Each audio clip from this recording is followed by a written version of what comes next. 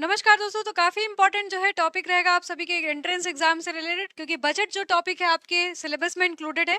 ठीक है, तो बजट जो होता है वो कितने पार्ट्स में डिवाइडेड होता है। बजट जो वर्ड है वो बेसिकली बुगेट वर्ड से डिराइव हुआ है, जिसका मतलब होता है लेदर बैग।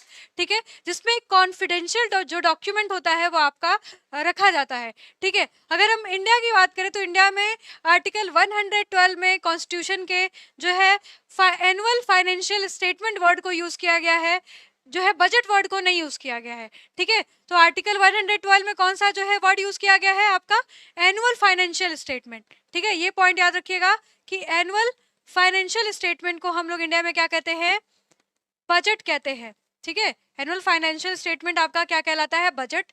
ठीक है, और ये बजट दो पार्ट्स में डिवाइडेड होता है, एक आपका रेवेन्यू बजट होता है और आपका कैपिटल बजट होता है। पॉइंट याद रखिएगा कि बजट कितने पार्ट्स में होते हैं आपके, revenue budget and capital budget. Revenue budget आपका रेवेन्यू रिसिप्ट और रेवेन्यू एक्सपेंडिचर में डिवाइडेड होता है, जबकि जो कैपिटल बजट है वो capital receipt and capital expenditure में विभाजित होता है। रेवेन्यू रिसिप्ट क्या होता है, जो हम tax and non tax revenue collect कर रहे हैं वो चीज, और रेवेन्यू एक्सपेंडिचर जैसे हम किसी को पेंशन दे रहे हो, सैलरी दे रहे हो, ठीक है, तो वो आपका रेवेन्यू एक्सपेंडिचर होता है। जबकि कैपिटल रिसिप्ट में हम जैसे डिसइन्वेस्टमेंट करते हैं, ठीक है, प्रोविडेंट फंड का पैसा, लोन जो हम ले रहे हैं दूसरे देशों से, वो आपके कैपिटल रिसिप्ट में आता है। कैपिटल एक्सपेंडिचर में बेसिकली जो हम खर्च कर रहे हैं डैम्स पे, बिल्डिंग्स पे, इंफ्रास्ट्रक्चर पे, या फिर लोन को रीपेमेंट कर रहे हैं, दैट इज आपका कैपिटल एक्सपेंडिचर।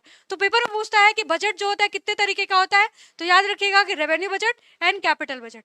ठीक है, ऐसे ही जो है हम लोग छोटे छोटे वीडियोस लेते आते रहेंगे। जुड़े रहिएगा, चैनल पे सब्सक्राइब करिएगा। धन्यवाद।